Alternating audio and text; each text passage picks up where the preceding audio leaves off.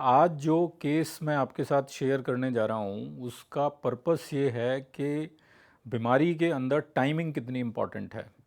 तो ये जो पेशेंट हैं, ये जब हमने इनसे हिस्ट्री ली तो इनका ये कहना था कि भी रात को मैं एकदम ठीक सोया और सुबह मुझे लगा कि मेरी आई में प्रॉब्लम हो रही है। और प्रॉब्लम ये हो रही थी कि ऊपर से इनको एक शेडो दिख रही थी कि यार कुछ मुझे एक आई के अंदर उतना क्लियरली दिख नहीं रहा, एक शेडो आ रही है।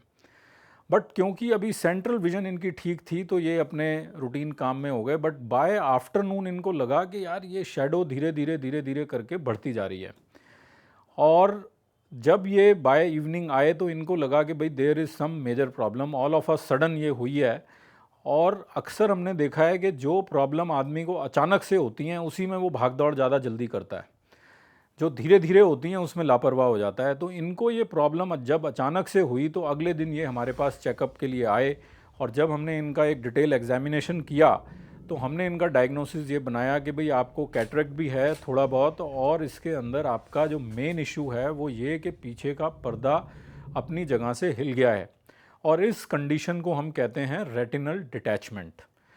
और जब मैंने इनकी फैमिली, जो इनके साथ दो लोग और भी आए हुए थे, उनको ये बताया कि भाई अब इनको एक मेजर ऑपरेशन की ज़रूरत है, जिसमें हम ये कैटरेक्ट का ऑपरेशन भी करके लेंस लगाएंगे और पीछे जो पर्दे को सेट करने का ऑपरेशन है जिसको हम कहते हैं विट्रेक्टमी, वो हम इनका करेंगे और आँख के अंदर इसमें गैस डालेंगे। तो जो स्पॉन्टेनियस रिएक्शन था कि डॉक्टर साहब आँख के अंदर गैस डालेंगे। और सेकंड, जो इनके साथ जो इनके बच्चे थे वो कहते हैं कि डॉक्टर साहब ठीक तो हो जाएंगे ना पिताजी हमारे। तो देखिए, ये जब ऑल ऑफ अ सडन जब चीज़ होती हैं तो फैमिली के अंदर इस तरह की एक पैनिक सी हो जाती है कि अचानक से ये क्या हो गया। तो चलिए, आज ये केस मैं आपको इसी उस पर्पस से शेयर कर रहा हूँ कि इन लोगों ने बिल्कुल भी लापरवाही नहीं करी और ये सही टाइम पे आ गए। और अब देखते हैं कि ये ऑपरेशन हमने कैसे किया। तो देखिए, इसमें सबसे पहले तो हमने ये कैटरेक्ट का हमने ऑपरेशन किया। इसमें जो हमारा लेंस है उसके अंदर हमने एक कैप्सुलर ओपनिंग बनाई, जिस ओपनिंग से हम लेज़र की मदद से ये इनका कैटरेक्ट रिमूव करेंगे। अब ये देखिए, इसके अंदर अल्ट्रासोनिक वेव, या इसको कई बार लेज़र भी बोलते हैं, इसकी मदद से हमने जो इनका मोतिया था उसको घोलना शुरू किया। और ये धीरे धीरे करके इनका मोतिया जो है वो रिमूव कर दिया।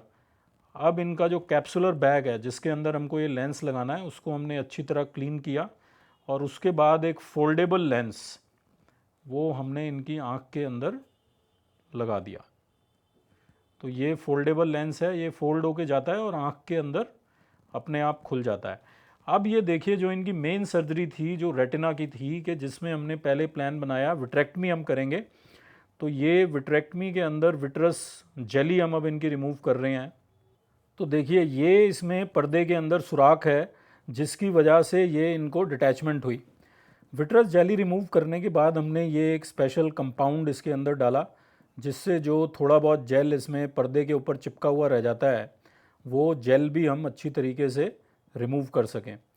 अब ये हम इनका पेरिफेरल विट्रस रिमूव कर रहे हैं, कि जो आँख के एकदम कोने पे जो रह जाता है जेल उसको। और ये एक बहुत बारीक सी जेल की लेयर है जो हमने उस कंपाउंड से आइडेंटिफाई करी, उसको हमने एक स्क्रेपर की मदद से हटाया। ठीक है, अब ये हमने आँख के अंदर फ्लूइड गैस एक्सचेंज बोलते हैं इसको, फ्लूइड एयर एक्सचेंज, एयर हमने डाली और अब पर्दे को हम वापस अपनी जगह सेट कर रहे हैं। और ये फ्लूइड जो हमने निकाला ये उसी सुराख से हमने, या उसी रेटिनल टीयर से हमने ये इनका पर्दे के पीछे का जो पानी था वो ड्रेन कर दिया।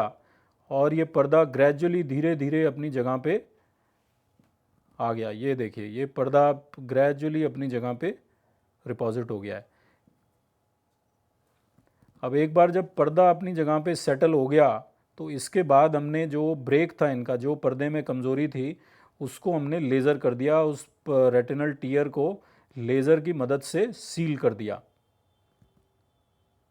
और इसके अलावा भी जो बाकी हिस्से थे जहाँ पे हमें लग रहा था कि कमज़ोरी है, वहाँ पर भी हमने जहाँ जहाँ हमें ज़रूरी लगा वहाँ पर हमने लेज़र अप्लाई कर दिया।